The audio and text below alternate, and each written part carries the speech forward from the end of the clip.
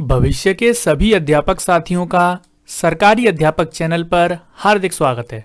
दोस्तों, previous paper की जो सॉल्यूशन है उनकी सीरीज चल रही है, जिसमें हम दिसंबर 2019 की बाल विकास और पर्यावरण को डिस्कस कर चुके हैं। 2019 में जुलाई में भी पेपर हुआ था और जुलाई का जो बाल विकास पूछा गया है आज हम उसको डिस्कस करने वालेंगे। पूरा एनालिसिस करेंगे कि किस तरह के प्रश्न आए हैं आपके, है ना, कौन कौन से टॉपिक से ज्यादा प्रश्न आए हैं, किस तरह से प्रश्नों को करना है, आपके पेडागोजिकल क्वेश्चंस को किस तरह से करना है, सारी चीजों पर आज हम डिस्कस करेंगे। तो चलिए शुरुआत करते हैं। जितने भी स्टूडेंट नए हैं वीडियो को लाइक कर दीजिए, चैनल को सब्सक्राइब कर लीजिए, बेल आइकन को ऑल पर सेट कर लीजिए। आपको पता है डेली दिन में 12 बजे आपकी लेक्चर अपलोड होता है। इसके अलावा जो भी इंपॉर्टेंट न्यूज है वो भी हम अपलोड करते रहते हैं। तो चलिए शुरुआत करते हैं। चलिए, पहला प्रश्न आपकी स्क्रीन पर है और आपको स्कोर भी बताना है। लास्ट में आपको स्कोर भी बताना है कि आपके टोटल 30 में से कितने प्रश्न सही हैं, है ना, आपको स्कोर भी बताना है। तो पहला प्रश्न आपकी स्क्रीन पर है, निम्नलिखित संरचनाओं में शिक्षा का अधिकार अधिनियम 2009 किसकी वकालत करता है? तो देखिए, शिक्षा का अधिकार अधिनियम यानी कि आरटीई 2009 से प्रश्न पूछा गया है और आरटीई 2009 किसकी वकालत करता है? समावेशी शिक्षा की, पृथक्करण की, मुख्य धारा शिक्षण की या फिर एकीकृत शिक्षा की? बताएंगे नीचे कमेंट सेक्शन में आंसर। चलिए आंसर मैं आपको बता देता हूं। आंसर होगा option number A, option number 1, समावेशी शिक्षा। सामान्य बालकों के साथ विशिष्ट बालकों को पढ़ाना भी क्या है? समावेशी शिक्षा है। आरटीई 2009 को आपको जरूर पढ़ना है। आरटीई 2009 क्या है, कब लागू हुआ, कब संसद में आया, कब राष्ट्रपति के हस्ताक्षर हुए? अगर आप यूपी की स्टूडेंट हैं तो आपको पढ़ना है कि यूपी में कब लागू हुआ। अगर आप किसी अन्य राज्य के हैं तो वो पढ़ना पड़ेगा आपको कि अन्य राज्य में कब लागू हुआ आरटीई 2009। इसके अलावा क्या इसके प्रावधान हैं, क्या इसकी आलोचना की गई है? 2019 में आरटीई में संशोधन हुआ है, क्या क्या इसमें चेंजेस यानी कि संशोधन किए गए हैं, उन सबको पढ़ना है। विद्यालय प्रबंध समिति क्या है आरटीई 2009 के अनुसार, वो सारी चीजें आपको पढ़नी है। छात्र शिक्षक अनुपात के बारे में आपको पढ़ना है, प्राइमरी और जूनियर का। बहुत सारी चीजें हैं आरटीई में आपको पढ़नी है ना। और यहां पर आरटीई में जो अब आप पढ़ोगे तो आरटीई की एक स्पेशल वीडियो में आपके लिए लेकर आऊंगा, जिसमें मैं पूरा आरटीई 2009 आपको कंप्लीट करा दूंगा विद क्वेश्चंस, है ना। चलिए आगे बढ़ते हैं। डैश यह विचारधारा है कि बच्चों को एक नियमित विद्यालय व्यवस्था में समान शिक्षा प्राप्त करने का अधिकार हो। तो लगभग वही है। देखिए, ये भी आरटीई का क्वेश्चन है। तो ये है मुख्य शिक्षा, मुख्य धारा शिक्षा, विशेष शिक्षा, बहुल सांस्कृतिक शिक्षा या फिर समावेशी शिक्षा। इसका भी आंसर ऑप्शन नंबर 4 होगा। समावेशी शिक्षा यही तो कहती है कि नियमित विद्यालय व्यवस्था में समान शिक्षा प्राप्त करने का अधिकार हो सबको, है ना। तो ये कौन कहता है? ये भी आरटीई और समावेशी शिक्षा कहती है। दोनों के आंसर है ऑप्शन नंबर 4। समावेशी शिक्षा यानी कि इंक्लूसिव एजुकेशन अपने आप में बड़ा टॉपिक है, आप जरूर इसको पढ़ना, बहुत बड़ा टॉपिक है। और जिसने भी समावेशी शिक्षा नहीं पढ़ा है तो चैनल पर जाइए, सीडीपी का कोर्स उपलब्ध है सीटेट के लिए, उस पूरे कोर्स को आप देखिए। प्लेलिस्ट में आपको कुछ कोर्स मिल जाएंगे, वहां से आप अपनी तैयारी कर सकते हैं। चलिए आगे बढ़ते हैं। पेडागोजिकल क्वेश्चन है, एक शिक्षक को चाहिए कि वह विशेष सांस्कृतिक समुदाय के बच्चों को बढ़ावा दे, वह विद्यार्थियों के बीच सांस्कृतिक विभिन्नताओं तथा विविधता की अनदेखी करे, यह संप्रेषित करे कि वह कक्षा कक्ष में सभी संस्कृतियों का सम्मान करती है एवं महत्व देती है, वह विद्यार्थियों के बीच तुलना को अधिकतम करे। बताएंगे नीचे कमेंट सेक्शन में थर्ड वाले का आंसर क्या होगा। और जिसने भी अभी तक हमारा टेलीग्राम ज्वाइन नहीं किया है वो टेलीग्राम ज्वाइन कर ले। सारे पीडीएफ जो प्रीवियस पेपर के हैं मैं वहां पर डाल दूंगा। वीडियोस के जो नोटिफिकेशन है वो भी मैं आपको वहां पर डाल देता हूं। डिस्क्रिप्शन में इसका लिंक है, कमेंट सेक्शन में भी इसका लिंक दे दूंगा मैं। देखिए, अब एलिमिनेट करने की कोशिश करते हैं। इस तरह के सवालों को हम एलिमिनेट करते हैं, जैसे विशेष संस्कृति और समुदाय के बच्चों को बढ़ावा देना। आप किसी विशेष संस्कृति समुदाय के बच्चों को बढ़ावा दे सकते हैं, आपको समान शिक्षा देनी है कक्षा में, है ना। वह विद्यार्थियों के बीच सांस्कृतिक विभिन्नताओं तथा विविधता की अनदेखी करे। जो विद्यार्थियों के बीच सांस्कृतिक विभिन्नताएं होती हैं, जो एक कक्षा कक्ष में विविधताएं पाई जाती हैं, उसकी अनदेखी करेगा टीचर, तो अनदेखी नहीं कर सकता है, ये भी नेगेटिव है। फोर्थ वाला देखिए, तुलना करना अपने आप में नेगेटिव पॉइंट है, छात्रों के बीच तुलना नहीं की जाती है ना। मैंने सीडीपी के टैग वर्ड्स में मैंने आपको बताया था कि तुलना करना नेगेटिव है, ये कभी भी आंसर नहीं होता है। बचा हमारा ऑप्शन नंबर 3, यह संप्रेषित करे कि कक्षा कक्ष में सभी संस्कृतियों का सम्मान करती है और महत्व देती है, यानी कि जो क्लासरूम है सभी संस्कृतियों, सभी बच्चों के कल्चर का सम्मान किया जा रहा है, सभी को महत्व दिया जा रहा है, ये इंपॉर्टेंट है ना। तो आंसर हो जाएगा ऑप्शन नंबर 3। आगे बढ़ते हैं। देखिए 2019 में जो जुलाई का जो क्वेश्चन पेपर आया था उसमें आपको बहुत सारे चेंजेस देखने को मिले होंगे। इसमें बहुत सारे स्टूडेंट जो मेन कोर्स होते हैं वो पढ़ के गए थे, लेकिन ज्यादातर पेडागोजिकल क्वेश्चन आए, समावेशी शिक्षा से क्वेश्चन आए। आपके जीन पियाजे, कोलबर्ग, वाइगोस की जो बच्चे ज्यादा फोकस करते हैं वहां से प्रश्न ही नहीं आए थे। तो थोड़ा सा पेपर ऐसा हो जाता है कि कैसा भी पेपर आ सकता है ना। ऐसा नहीं है कि जो मेन चीज है उन पर आप बिल्कुल फोकस करके जाइए, जो छोटे टॉपिक है आप उनको नहीं पढ़िए, सबको पढ़ा करिए, है ना। चलिए अगला प्रश्न है, बच्चे प्रभावी रूप से सीखते हैं जब वे पाठ्य पुस्तक में दिए गए तथ्यों को याद करते हैं। देखिए याद करना अपने आप में नेगेटिव है, कट गया। वे श्याम पट्ट पर अध्यापक के द्वारा लिखे गए उत्तरों की नकल करते हैं, यानी कि वो अच्छा प्रभावी रूप से सीख रहे हैं, बच्चा के ब्लैक बोर्ड से नकल कर रहे हैं, वो गलत है। वे विभिन्न गतिविधियों एवं कार्यों में सक्रिय रूप से भाग लेते हैं। सक्रिय रूप से किसी कार्य में, किसी गतिविधि में भाग लेना पॉजिटिव है, तो इसको हम राइट करके चलते हैं, आगे देख लेते हैं। शिक्षक कक्षा में होने वाली सभी घटनाओं व बच्चों को पूर्ण रूप से नियंत्रित करता है। नेगेटिव चीज है नियंत्रण, यानी कि कंट्रोल करना, बच्चे को कभी भी कंट्रोल नहीं किया जाता है। नियंत्रण करना अपने आप में नेगेटिव शब्द है, ये भी मैंने आपको टैग वर्ड्स में बताया है। चलिए आगे बढ़ते हैं। बच्चों को कक्षा में प्रश्न पूछने के लिए हतोत्साहित करना चाहिए, पूछने की अनुमति नहीं देनी चाहिए, पूछने से रोकना चाहिए, पूछने के लिए प्रेरित करना चाहिए। तो आंसर हो जाएगा ऑप्शन नंबर 4, है ना। हतोत्साहित यानी कि उनको डिस्करेज कर देना, डिस्करेज नहीं किया जाता बच्चों को, नेगेटिव है। अनुमति भी आपको देनी पड़ेगी और बच्चे को आप किसी भी चीज से रोक नहीं सकते, है ना, तो ये भी नेगेटिव हो गया। आगे बढ़ते हैं। निम्नलिखित में से कौन सी एक मुख्य प्रक्रिया नहीं है जिसके द्वारा सार्थक अधिगम घटित होता है। तो अधिगम से संबंधित ऐसी कौन सी प्रक्रिया नहीं है, यानी कि हमें देखना है इसमें नेगेटिव। और देख लेते हैं। पुनरावृत्ति एवं अभ्यास, निर्देशन एवं संचालन, अन्वेषण एवं पारस्परिक क्रिया, कंठस्थीकरण एवं स्मरण। कंठस्थ करना यानी कि रटना, चीजों को याद करना, तो यही नेगेटिव है और यही हमारा आंसर हो जाएगा। इसमें पूछा गया है कि ऐसी कौन सी मुख्य प्रक्रिया नहीं है, तो कंठस्थ करना, चीजों को स्मरण करना कोई एक मुख्य प्रक्रिया नहीं है, इसके द्वारा कोई भी अधिगम घटित नहीं होता है ना। अभ्यास करने से होता है अधिगम, निर्देशन से, संचालन से होता है, बच्चे खोज करते हैं, अन्वेषण करते हैं। एक अन्वेषण विधि भी है जिसको ह्यूरिस्टिक विधि कहते हैं। ह्यूरिस्टिक का मतलब था मैं खोज करता हूं, यानी कि खोजना, तो खोजने वाली विधि को अन्वेषण विधि कहते हैं।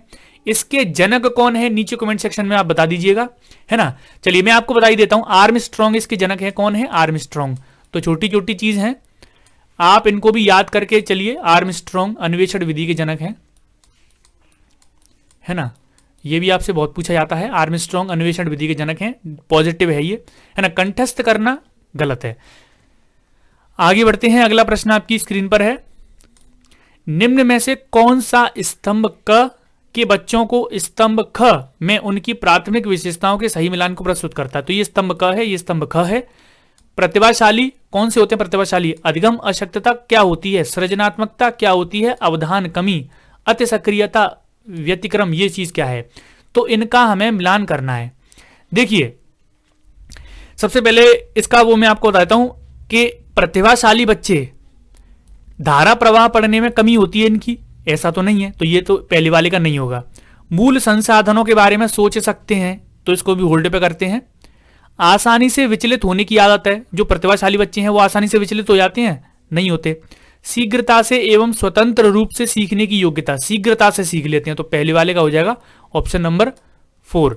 अब देख लेते हैं ऑप्शन नंबर पहले वाले का 4 कौन कौन से में है। इसमें है, पहले में है, दूसरे में है और चौथे में। तीसरा हमारा कट गया। अधिगम अशक्तता, अधिगम अशक्तता क्या होती है वो देख लेते हैं। धारा प्रवाह पढ़ने की कमी, तो पढ़ने की कमी ही तो अशक्तता होती है, तो इसका ये हो सकता है। आसानी से विचलित होने की आदत नहीं है, मूल संसाधनों के बारे में सोच, ये भी संबंधित नहीं है, तो इसका हो जाएगा अधिगम अशक्तता का ऑप्शन नंबर ए, धारा प्रवाह पढ़ने में कमी। तो देख लेते हैं ऑप्शन नंबर 2 का ए कौन कौन से में है।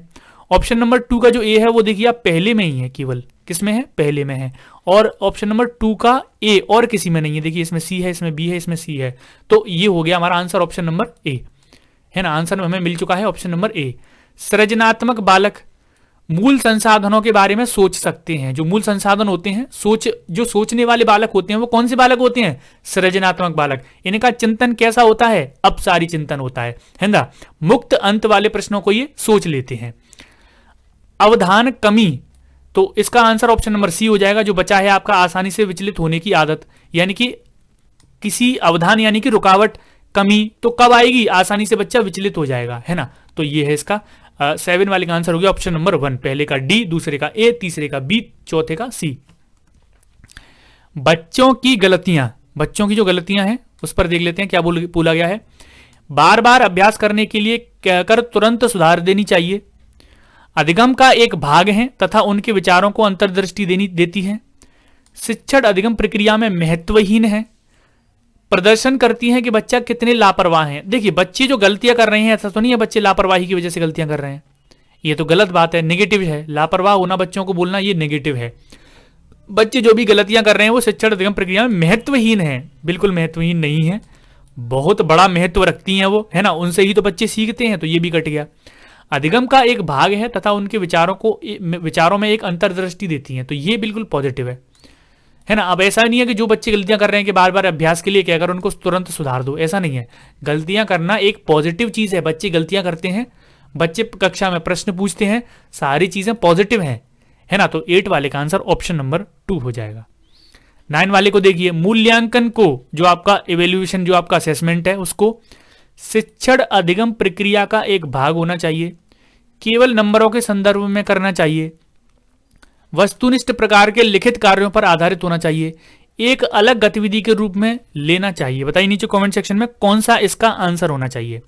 मूल्यांकन क्या है, देखिए पहला ऑप्शन देखिए, शिक्षण अधिगम प्रक्रिया का एक भाग होना चाहिए। तो भाग तो होता ही है शिक्षण अधिगम प्रक्रिया का, क्योंकि मूल्यांकन सतत मूल्यांकन भी होता है, व्यापक मूल्यांकन भी होता है।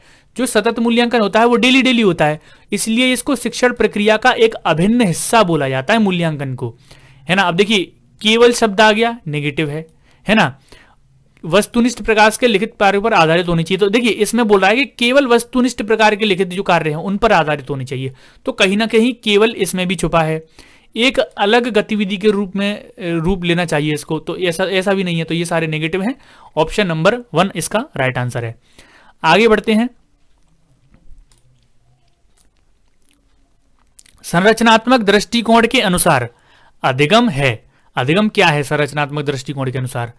एक निष्क्रिय एवं व्यक्तिपरक प्रक्रिया, जानकारी के अर्जन की प्रक्रिया, अनुभव के परिणाम के रूप में व्यवहार में एक परिवर्तन होने की प्रक्रिया, या फिर एक सक्रिय एवं सामाजिक प्रक्रिया।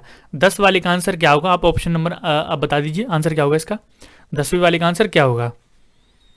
यहां पर बोला गया कि संरचनात्मक दृष्टिकोण। देखिए संरचनात्मक दृष्टिकोण मैं आपको बता देता हूं, संरचनात्मक दृष्टिकोण उस दृष्टिकोण को कहते हैं जिसमें बच्चा अधिगम संरचना में करता है। जिसमें आपको पता है ना कि एक चीज सीखेगा, उसी से फिर दूसरी चीज सीखेगा, उससे फिर तीसरी चीज सीखेगा।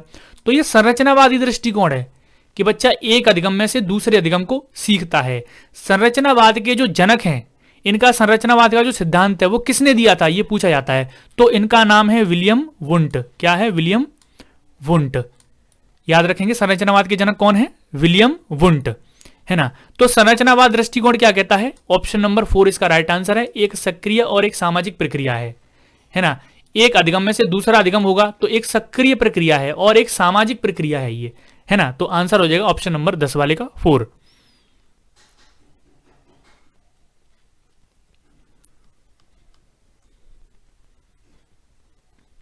इसमें दोस्तों थोड़ा सा मुझे मिसप्रिंट लग रहा है ये, इसमें ऑप्शन नंबर 4 आंसर नहीं होगा। इसमें थर्ड भी हो सकता है, इसमें सेकंड भी हो सकता है। मैं इसको आपको बता दूंगा, है ना। मैं आंसर की जो ऑफिशियल आंसर की है उसमें मैं आपको बता दूंगा कि इसका आंसर क्या है।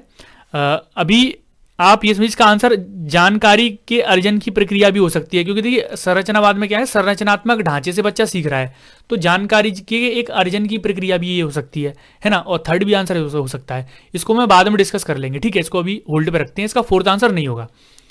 और ये तो कट गया क्योंकि निष्क्रिय प्रक्रिया नहीं है, तो 1 और 4 तो कट गया।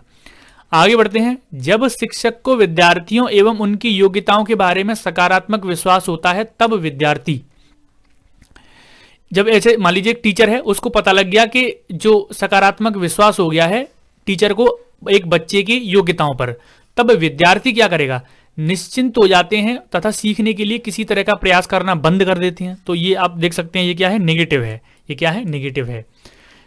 विद्यार्थियों का उत्साह भंग हो जाता है, वे दबाव में आ जाते हैं, तो ये भी गलत है। टीचर का उस पर सकारात्मक विश्वास हुआ है, तो ऑप्शन कैसा ढूंढना है हमें, सकारात्मक, पॉजिटिव ढूंढना है।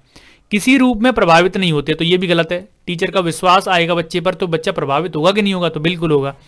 आंसर बचा है ऑप्शन नंबर 4, सीखने के लिए उत्सुक एवं प्रेरित रहते हैं, है ना, तो ये पॉजिटिव है, इसलिए आंसर भी यही होगा। आगे बढ़ते हैं। एक शिक्षक बच्चों को प्रभावी रूप से समस्या का समाधान करने में सक्षम बनाने के लिए किस तरह से प्रोत्साहित कर सकती है ना। एक टीचर को एनकरेज करना है अपने चिल्ड्रन को और समस्या का समाधान करने के लिए एनकरेज करना है, तो किस तरह कर सकती है वो। पहला ऑप्शन, पाठ्यक्रम से एक ही प्रकार के प्रश्नों के उत्तर के अभ्यास के लिए उन्हें पर्याप्त मात्रा में अवसर प्रदान करके, यानी कि चलिए इसको होल्ड पर रखते हैं। पाठ्य पुस्तक में दी गई सूचनाओं के कंठस्थीकरण पर बल देकर, तो कंठस्थ करना, याद करना क्या है, रोट लर्निंग क्या है आपकी, नेगेटिव है। मेमोराइजेशन क्या है, नेगेटिव है। बच्चों को समस्या के बारे में सहजानुभूत अनुमान लगाने एवं बहु विकल्पों को देखने के लिए प्रोत्साहित करना, तो ये भी इसको होल्ड पर रखते हैं, ये भी हो सकता है। पाठ्य पुस्तक में सभी प्रश्नों के व्यवस्थित तरीके से समाधान लिखकर, ये गलत है। व्यवस्थित तरीके से सबके समाधान लिखने के लिए कहना, तो समस्या समाधान तो इससे संबंधित नहीं है ना। चलिए बचे हमारे पास 2 ऑप्शन नंबर 1 और ऑप्शन नंबर 3। आपको पेपर में ऐसे ही प्रश्नों को करना है, जो नेगेटिव है तुरंत उस पर क्रॉस लगा दीजिए। आपको पता लग गया कि ये नहीं होगा, है ना, तो उस पर तुरंत क्रॉस लगा के, और जो बचे हैं फिर उस पर मंथन आपको करना है। पहला ऑप्शन में दिया गया है, देखिए समस्या का समाधान करने के लिए सक्षम बनाना है, उसके लिए प्रोत्साहित करना है। तो देखिए तीसरा ऑप्शन पढ़ते हैं, बच्चों को समस्या के बारे में सहजानुभूत अनुमान लगाने एवं बहु विकल्पों को देखने के लिए प्रोत्साहित करना। बहुत सारे विकल्पों को देखने के लिए उसको प्रोत्साहित करना इंपॉर्टेंट है, या फिर पाठ्य पुस्तकों में एक ही प्रकार के प्रश्नों के उत्तर के अभ्यास के लिए उन्हें पर्याप्त मात्रा में अवसर प्रदान करना। देखिए इसका जो आंसर है वो मैं आपको बता दूं, इसका आंसर ऑप्शन नंबर 3 होगा। क्या होगा, ऑप्शन नंबर 3। इसमें क्या है, एक ही प्रकार के प्रश्नों पर बल दिया जा रहा है। प्रोत्साहित करना बच्चों को तो इंपॉर्टेंट है, लेकिन एक ही प्रकार के प्रश्नों को, तो एक ही प्रकार के प्रश्नों को नहीं है, विविध प्रकार के बहुत तरह के प्रश्नों को हल करने के लिए अवसर प्रदान करने चाहिए। बच्चों को समस्या के बारे में सहजानुभूत अनुमान लगाएं, यानी कि अपना खुद का अनुमान लगाएं वो, और बहु विकल्पों को देखने के लिए आप उनको प्रोत्साहित करें। बहुत सारे इसके विकल्प ढूंढें, बच्चे से बोलें कि इसके बहुत सारे आप विकल्प ढूंढें, अपना खुद का अनुमान लगाएं। तो ये चीज ज्यादा इंपॉर्टेंट है। 12th वाले का आंसर हो गया ऑप्शन नंबर 3। वह विधियां जिनके प्रयोग में विद्यार्थियों की स्वपहल व प्रयास शामिल है, निम्न में से किसका उदाहरण है। स्वयं पहल करना, स्वयं प्रयास करना क्या है, निगमनात्मक विधि है, अधिगमकर्ता केंद्रित विधि है, परंपरागत विधि है, या फिर अंतर्वैयक्तिक विधि है। बताइए नीचे कमेंट सेक्शन में इसका आंसर क्या होगा। स्वयं प्रयास करना, स्वयं से पहल करना किसका उदाहरण है। देखिए निगमनात्मक विधि का उदाहरण ये नहीं है, परंपरागत विधि का ये उदाहरण नहीं है, ये अधिगम कर्ता केंद्रित विधि हो सकती है, स्वयं से चीजें करना, या फिर अंतर्वैयक्तिक बुद्धि हो सकती है। तो इसका जो आंसर दिया है सीटेट ने, सीबीएसई ने, वो दिया है ऑप्शन नंबर 4। क्या है, ऑप्शन नंबर 4 इसका सही जवाब। अंतर्वैयक्तिक बुद्धि, इंटरपर्सनल इंटेलिजेंस के द्वारा ही बच्चे स्वयं पहल कर सकते हैं और स्वयं प्रयास कर सकते हैं, है ना। तो इसका आंसर हो गया ऑप्शन नंबर 4। अगला प्रश्न आपकी स्क्रीन पर है, नीचे लिखी हुई स्थिति किस सिद्धांत को दर्शाती है। ये एक सिद्धांत बताना है, इसको पढ़ के। जो विद्यार्थी अच्छा प्रदर्शन नहीं कर पाते, वे महसूस करते हैं कि वे पर्याप्त रूप से अच्छे नहीं हैं और हतोत्साहित महसूस करते हैं, तब उन्हें बिना प्रयास के कार्य को आसानी से छोड़ देने की संभावना है। तो ये कौन सा सिद्धांत है, संज्ञान एवं संवेग संबंधित सिद्धांत नहीं है, ये आनुवंशिकता एवं वातावरण अलग नहीं है, ये बोलना चाह रहा है। आनुवांशिकता एवं पर्याप्त संबंधित नहीं है, आनुवांशिकता एवं पर्यावरण संबंधित नहीं है, या फिर संज्ञान एवं संवेग अलग नहीं है। चलिए बताइए नीचे कमेंट सेक्शन में, संज्ञान एवं संवेग संबंधित नहीं है या फिर अलग नहीं है, आनुवंशिकता एवं वातावरण, आनुवंशिकता एवं पर्यावरण अलग नहीं है, आनुवंशिकता एवं पर्यावरण संबंधित नहीं है। बताइए नीचे कमेंट सेक्शन में इसका आंसर क्या होगा। इसके अनुसार आपको बताना है, ये स्टेटमेंट दिया है, जो अच्छा प्रदर्शन नहीं कर पाते वे महसूस करते हैं कि वे पर्याप्त रूप से अच्छे नहीं हैं, हतोत्साहित महसूस करते हैं, तब उन्हें बिना प्रयास के कार्य को आसानी से छोड़ देने की संभावना होती है। तो ये चीज क्या है?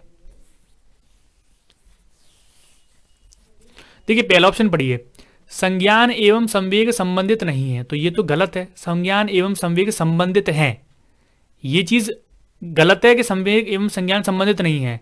आपके संज्ञान में जैसी इंफॉर्मेशन आएगी उसी प्रकार से आपका संवेग उत्पन्न होकर आएगा, है ना। तो संज्ञान एवं संवेग तो संबंधित हैं, है ना, तो ये तो गलत हो गया। आनुवांशिकता एवं पर्यावरण अलग नहीं है, तो आनुवांशिकता एवं पर्यावरण अलग नहीं है, तो ये भी मतलब बात कह सकते हैं कि आनुवांशिकता एवं पर्यावरण अलग अलग चीजें हैं, तो ये भी गलत हो गया।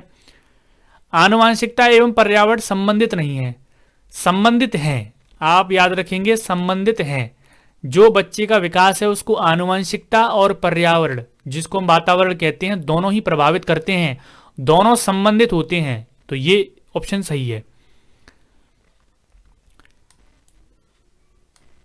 संज्ञान एवं संवेग अलग नहीं है, तो ये भी बात सही है, संज्ञान जो संवेग है वो अलग नहीं है, तो ये भी बात सही है। लेकिन हमें यहाँ पर ढूंढना है कि ऑप्शन नंबर बेस्ट कौन सा होगा। अब हमारे पास दो बचे हैं, आनुवांशिकता एवं पर्यावरण संबंधित नहीं है, तो ये ऑप्शन गलत है ना। इसमें बोल रहा है कि आनुवांशिकता एवं पर्यावरण संबंधित नहीं है, जबकि क्या है, आनुवांशिकता एवं पर्यावरण संबंधित हैं, तो ये भी कट गया। बचा हमारा ऑप्शन नंबर 4, क्या है, ऑप्शन नंबर 4 बचा, संज्ञान एवं संवेग अलग नहीं है, तो बिल्कुल सही बात है, बिल्कुल अलग नहीं है, दोनों एक दूसरे से संबंधित हैं। चलिए आगे बढ़ते हैं दोस्तों। निम्नलिखित में से कौन प्राथमिक सामाजिकरण माध्यम है? प्राथमिक सामाजिकरण का माध्यम कौन सा है? विद्यालय, सरकार, मीडिया या फिर परिवार? चलिए आंसर मैं आपको बता देता हूं।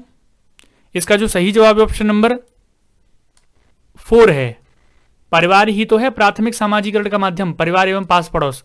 फिर द्वितीय सामाजिकरण का माध्यम कौन सा है? विद्यालय। कौन सा है? विद्यालय। तो ये चीज भी आप याद रखेंगे।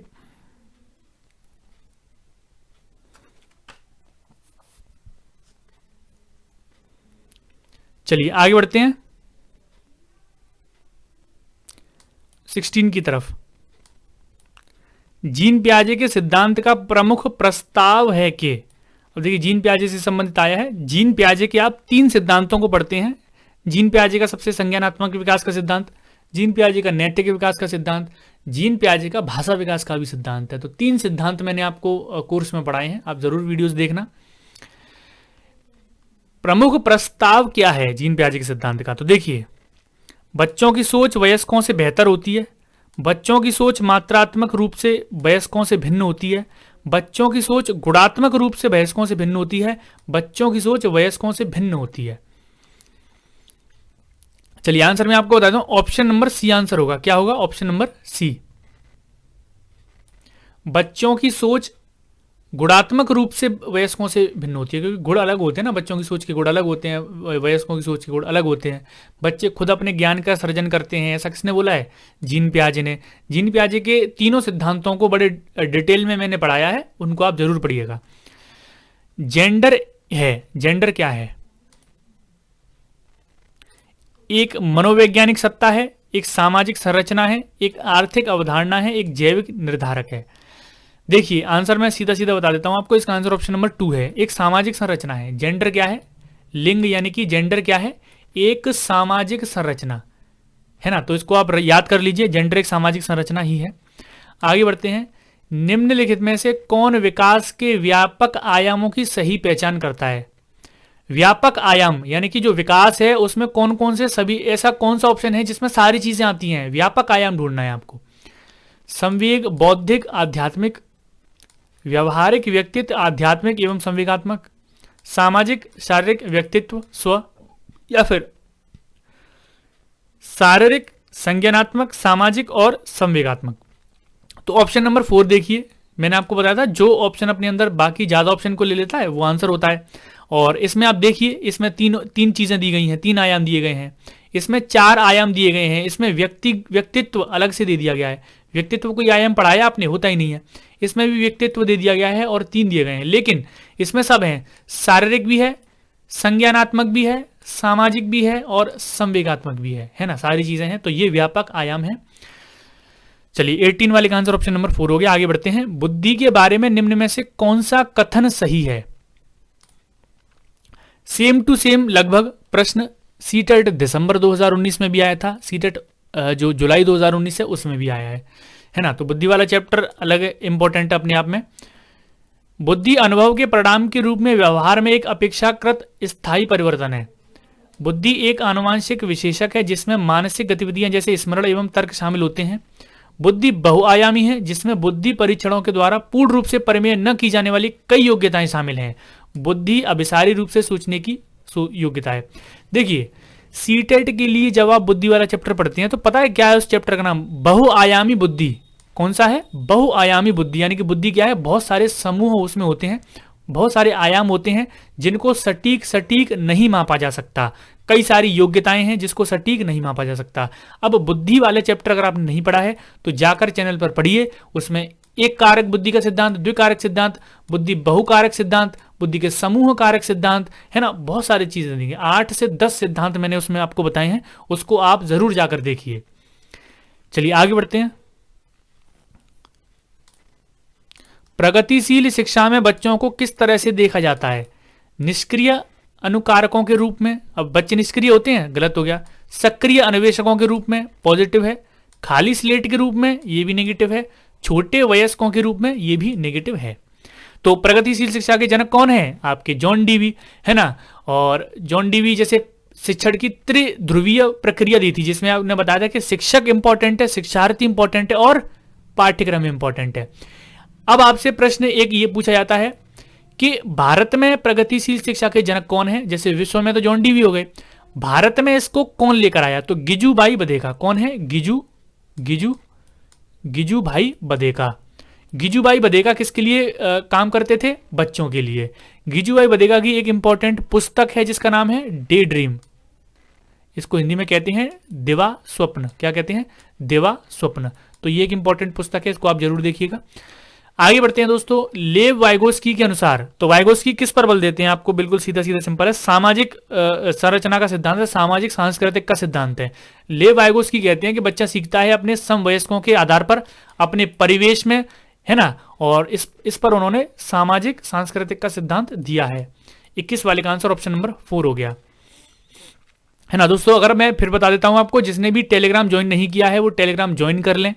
लिंक डिस्क्रिप्शन में दिया गया है, वहां पर सभी जो वीडियोस होते हैं उसके नोटिफिकेशन डाल देते हैं और कुछ पीडीएफ वगैरह भी वहां पर हम डाल देते हैं। निम्न में से कौन सा पूर्व क्रियात्मक अवस्था काल के बच्चों को विशेषित करता है? पूर्व क्रियात्मक अवस्था काल, जिसमें बच्चा किसी भी प्रकार की क्रिया नहीं करता, उसको क्या बोलेंगे? पूर्व क्रियात्मक अवस्था। तो कौन सी अवस्था है वो? लक्ष्य निर्धारित व्यवहार, विलंबित अनुकरण, विचारों की अनुत्क्रमणीयता, वर्तुल प्रतिक्रिया। बताइए नीचे कमेंट सेक्शन में 22 वाले का आंसर क्या होगा? देखिए आंसर मैं आपको बताता हूं। विचारों की अनुक्रमणीयता, जीन पियाजे का सिद्धांत आप पढ़ोगे, है ना। तो जो भी आप बाल विकास में जो भी अवस्थाएं पढ़ोगे उसमें आप विचारों की अनुक्रमणीयता पढ़ोगे। यानी कि इसका मतलब यह है कि विचार जो है उसमें ठहराव नहीं होता है ना। विचार क्या है? उसमें कोई भी प्रकार का ठहराव नहीं होता, वो तुरंत के तुरंत बदलते रहते हैं। इसको क्रियात्मक अवस्था, पूर्व क्रियात्मक अवस्था काल कहते हैं, है ना। तो 22 वाले का आंसर ऑप्शन नंबर 3 हो जाएगा। अगला प्रश्न आपका पेडागोजिकल क्वेश्चन है। बताइए नीचे कमेंट सेक्शन में आंसर कि बच्चों और उनके अधिगम के संदर्भ में निम्न में से कथनों में कौन सा सही है? यानी कि पॉजिटिव आपको ढूंढना है। बच्चों को सीखने के लिए अभिप्रेरणा तथा सीखने के लिए उनकी समक्षता केवल आनुवंशिक के द्वारा पूर्ण निर्धारित होती है। बच्चों की सामाजिक आर्थिक पृष्ठभूमि उनकी प्रेरणा एवं अधिगम सक्षमता को निर्धारित एवं सीमित करती है। बच्चों को अधिगम हेतु प्रेरित करने के लिए उन्हें पुरस्कार एवं दंडित करना चाहिए। सभी बच्चों को सीखने के लिए स्वाभाविक रूप से प्रेरित होते हैं तथा सीखने में सक्षम होते हैं। बताइए नीचे कमेंट सेक्शन में अधिगम और बच्चों का क्या संबंध है, उससे संबंधित कौन सा कथन सही है। आंसर मैं आपको बता देता हूं, ऑप्शन नंबर 4 आंसर होगा। बच्चे सीखने के लिए स्वाभाविक रूप से प्रेरित होते हैं। बच्चे अपने आप ही सीखने के लिए प्रेरित होते हैं और सीखने में सक्षम भी होते हैं। किसी भी चीज को सीखने में बच्चे क्या है, सक्षम होते हैं। जैसे बोला गया ना, बच्चा एक वैज्ञानिक के रूप में, बच्चा वैज्ञानिक है, बच्चा एक समस्या समाधान करता है ना, ये सारी चीजें बोली गई हैं। चलिए आगे बढ़ते हैं।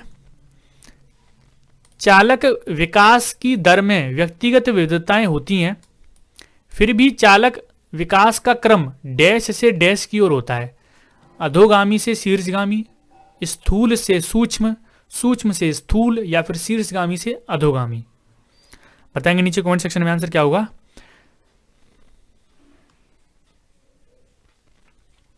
विकास की दर में जो भी व्यक्तिगत चालक विकास की दर में जो भी विविधताएं होती हैं उसका क्रम बताना है आपको। देखिए आंसर मैं आपको बताता हूं, आंसर होगा ऑप्शन नंबर 2, स्थूल से सूक्ष्म की ओर, है ना। क्या होगा, स्थूल से सूक्ष्म की ओर। इसको आप याद कर लीजिए। चालक विकास की दर में व्यक्तिगत विविधताएं होती हैं और चालक विकास का क्रम आप याद कर लीजिए। आपसे पूछा जा सकता है कि चालक क्रम का विकास क्या होता है, तो चालक क्रम का विकास होता है स्थूल से सूक्ष्म की ओर, है ना। वह अवधि जो वयस्कता के संक्रमण की पहल करती है उसको क्या कहते हैं। वयस्कता के संक्रमण, यानी कि वयस्कता किस अवधि में आती है, उसके संक्रमण की पहल किस अवस्था में होती है। मध्य बाल्यावस्था, पूर्व क्रियात्मक अवधि, बाल्यावस्था की समाप्ति, या फिर किशोरावस्था। चलिए आंसर मैं आपको बता देता हूं, इसका आंसर है एडोलेसेंस, यानी कि किशोरावस्था। कौन है, किशोरावस्था। वयस्कता के संक्रमण की पहल कहां पर होती है, किशोरावस्था। किशोरावस्था में ही वयस्कता आती है और इसकी शुरुआत हो जाती है वयस्क होने की बच्चे की कहां पर, किशोरावस्था में। आगे बढ़ते हैं। जीन पियाजे के अनुसार बच्चे प्रेक्षणात्मक अधिगम की प्रक्रिया का अनुसरण करते हैं तथा दूसरों का अवलोकन करके सीखते हैं। दूसरा ऑप्शन है, बच्चे को उद्दीपक अनुक्रिया संबंधों के सावधानीपूर्व नियंत्रण के द्वारा एक विशेष तरीके से व्यवहार करने के लिए अनुबंधित किया जा सकता है। तीसरा है, को पुरस्कार एवं दंडों के सिद्धांतों का प्रयोग करते हुए विशिष्ट तरीके से व्यवहार एवं करना एवं सीखना सिखाया जा सकता है। ज्ञान के सक्रिय रूप से संचरित करते हैं, जैसे जैसे दुनिया में व्यवहार कौशल का प्रयोग करते हैं तथा अन्वेषण करते हैं।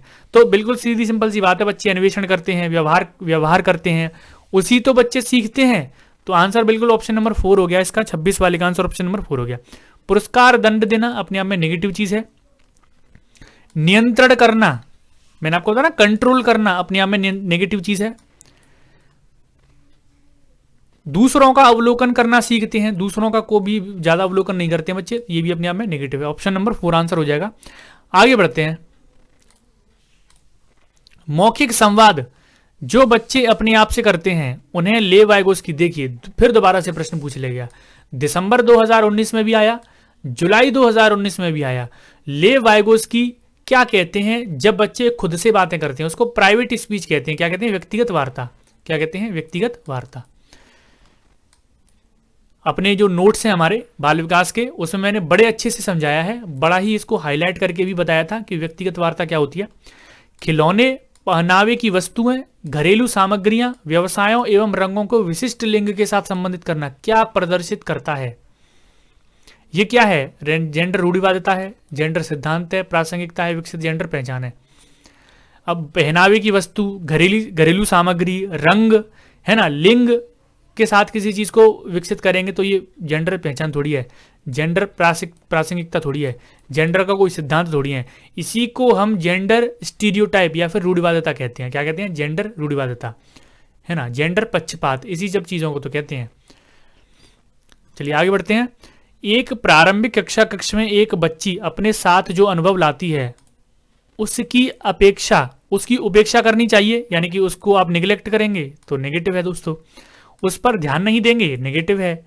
उन्हें शामिल कर उनका संचयन करना चाहिए, तो ये हो सकता है। उन्हें अस्वीकार कर देंगे आप, बिल्कुल गलत है। आंसर हो जाएगा ऑप्शन नंबर 3, उन्हें शामिल कर उनका संचय करना चाहिए।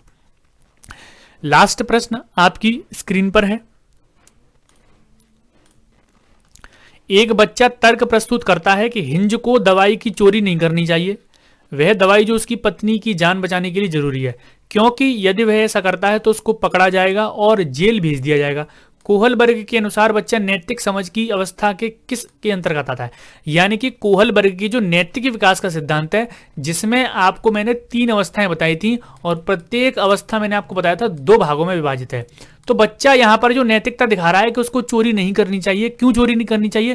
क्योंकि वो जेल भेज दिया जाएगा। तो बच्चा वो नैतिकता यहाँ पर क्यों दिखा रहा है? दंड एवं आज्ञा पालन अभिविन्यास कौन सी अवस्था है? दंड से बचने के लिए। मैंने आपको बताया ना, दंड से बचने के लिए बच्चा क्या है यहाँ पर वो दिखा रहा है ना। तो ये सारी कुछ ये भी मैंने चैप्टर बड़े अच्छे से समझाया आपको। कोहलबर्ग का नैतिक विकास का सिद्धांत मैंने आपको बताया है। कौन सी, अच्छा एक प्रश्न मैं आपसे पूछता हूं जो क्वेश्चन ऑफ द डे हो जाएगा, जिसका जवाब आप लोगों को कमेंट सेक्शन में देना है। कोहलबर्ग ने जो नैतिक विकास की अवस्था बताई है, तो कोहलबर्ग ने बताया है कि नैतिक विकास बच्चे में किस अवस्था से शुरू होता है, बच्चा कितना बड़ा हो जाता है कि तब उसमें नैतिक विकास शुरू होता है। तो ये नीचे कमेंट सेक्शन में बताएंगे कितने वर्ष के बच्चे में नैतिक विकास प्रारंभ होता है कोहलबर्ग के अनुसार। ये प्रश्न आपके लिए है, जिसका जवाब आप देंगे नीचे कमेंट सेक्शन में। तो दोस्तों ये जुलाई 2019 का क्वेश्चन पेपर था। आप देख सकते हैं मीडियम लेवल का प्रश्न है, कोई ज्यादा कठिन प्रश्न नहीं है। जुलाई 2019 में ये प्रश्न पूछे गए हैं। उम्मीद करता हूं आपको बहुत कुछ सीखने को मिला होगा। आगे वाली जो वीडियोस आएंगी उनमें 2018-17 जितने भी पेपर हुए हैं सभी को हम सीडीपी और ईवीएस को कवर करने वाले हैं। उम्मीद है ये वीडियो आपको पसंद आई होगी, आपको कुछ भी सीखने को मिला है तो वीडियो को जरूर आप लाइक करना, शेयर जरूर करना। मिलते हैं आपसे नेक्स्ट वीडियो में दोस्तों। आज के लिए इतना ही, धन्यवाद।